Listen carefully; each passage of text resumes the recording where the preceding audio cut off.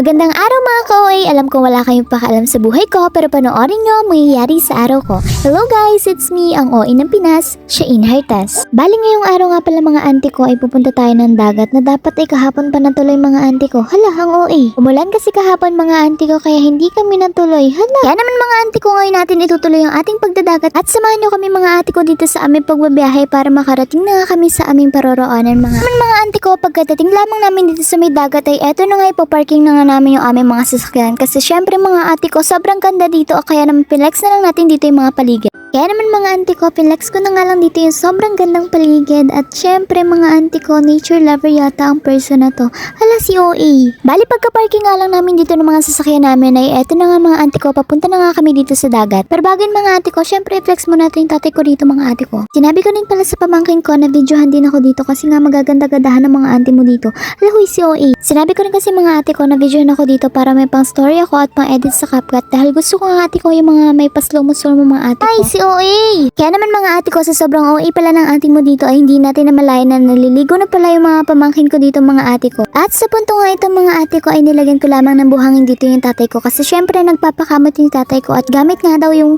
buhangin dito mga ate ko. Halang OA. Daig pa nga ng mga ate mo dito na nakawala sa hawla kasi syempre tingnan mo naman yung mga ngiti ng mga ate mo. Daig pang abot sa araneta mga ate ko. Sinabi ko rin kasi sa kanila mga ate ko na mag-hi sila kasi isasama ko sila sa vlog ko. Kaya naman mga ate ko, flex ko nga lang dito yung mga kapatid ko kasi hindi nga daw si maliligo kasi sobrang lamig mga ate ko. Kaya naman mga auntie ko, bigla na lang ako napatakbo dito dahil syempre nakita ko yung tatay ko na nagja-jogging dito mga auntie ko. Hingal na hingal nga ako dito mga auntie ko kasi nga syempre mga auntie ko tumakbo yung auntie mo dito.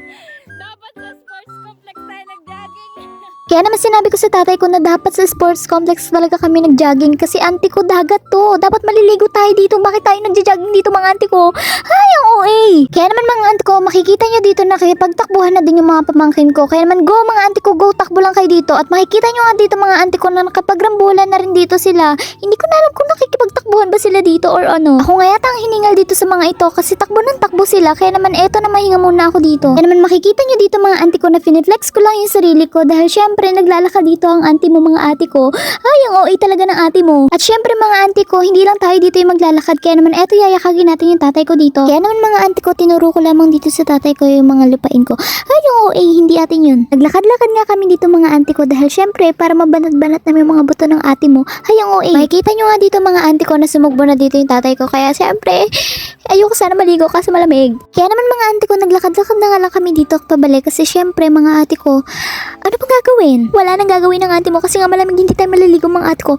Ayun OA. Kaya naman mga ate ko, pinex ko na nga lang dito yung mga paligid kasi syempre sobrang ganda nito parang ako. Halang OA. Diba mga ate ko, sobrang ganda na langit. Kaya go, akyat ka na ate ko, go, go. Hala, pinaakyat. Hala, hindi. Ang OA. Kaya naman mga ate ko, sa sobrang pagbababad na nga ng aking mga pamangkin dito ay syempre, tinawag na din natin sila kasi syempre uuwi na tayo mga ate ko. Sobrang lamig na kaya dito. Halang OA. Kaya naman mga ate ko, makikita nyo dito na naglalakad na nga kami papunta sa aming mga sasakyan kasi syempre mga ate ko, uuwi na nga tayo kasi sobrang lamig na dito. Hindi na namin kaya mga ate ko, parang yung convo nyo sobrang lamig. Hala, hindi ang OA. Ano mga ate ko, nilabas ko na nga lang dito yung sasakyan ng ate ko kasi syempre nagbida-bida na naman yung mga person dito. Halang OA, babay na. Hindi ko nga namalayan mga ate ko na binidyohan pala ako dito ng pamangkin ko. Kaya naman tingnan nyo dito mga ate ko yung pamangkin ko, go. Takbo-takbo lang yan pero pagod na siguro yan at lamig na sa buhay mga ate ko. Ano naman mga ate ko, pagkalabas ko lamang dito ng motor, eto na nga at pauwi na tayo. Kaya naman dito na lang tatapusin ang ating vlog. Salamat sa inyong panonood. Hanggang sa muli. Paalam!